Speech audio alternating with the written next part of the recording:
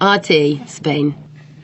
As the U.S. presidential campaign gathers momentum, candidates are digging up a little old-school talk to fuel their rhetoric. Some analysts fear the Cold War could be making a comeback. RT's Ganit Shikan looks at whether the recent reset with Russia could fall victim to local politics in the U.S.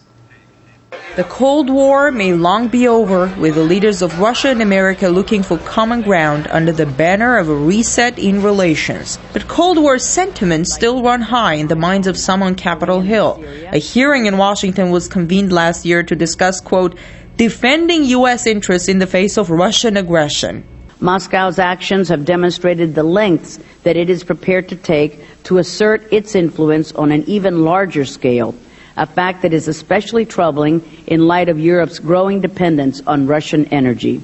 The eagerness to protect the world from Russia's influence seems to echo President Harry Truman's speech, which arguably heralded the start of the Cold War. It must be the policy of the United States to support free peoples who are resisting attempted subjugation by outside pressures. One of the leading presidential contenders, Mitt Romney, went as far as this. I think President Putin represents a real threat to the stability and peace of the world. Analysts say many American politicians have mastered the art of creating and bashing boogeymen, especially when election campaigns are underway. During the Cold War, for example, being hard on communism was considered a litmus test for a solid, trustworthy politician. And again, on both sides of the ocean, we saw this. I suppose it's fair to say that it's some kind of Cold War inertia.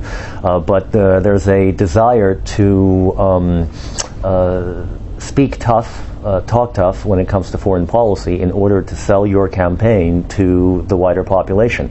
Among the most hardline anti-Russian politicians are those who also preach unilateralism in foreign policy, which means the U.S. can and will decide whatever it chooses for the rest of the world, an idea which flourished after the Soviet Union's collapse. What the neocons are having a particularly difficult time with is the idea that they can no longer simply snap their fingers and call the shots. Just 10 years ago in the United States, that was possible. In fact, that is exactly how the Iraq War came about. The neocons were running the show in Washington. They didn't see the need to consult with the great powers to determine whether their course of action was acceptable to them. The reset policy was put forward in theory to overcome the Cold War mindset. But a number of differences still remain between Russia and the U.S. One of the biggest, U.S. plans for a missile defense shield in Europe. Washington still refuses to give Moscow legal guarantees that it won't target Russia.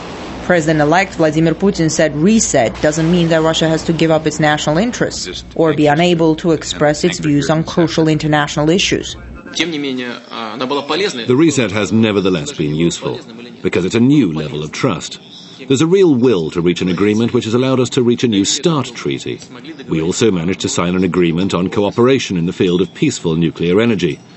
And it's with US backing that Russia was able to join the World Trade Organization. These are positive steps, tangible results of the reset policy. Most analysts agree for the reset to be truly successful, both sides have to respect and consider each other's interests.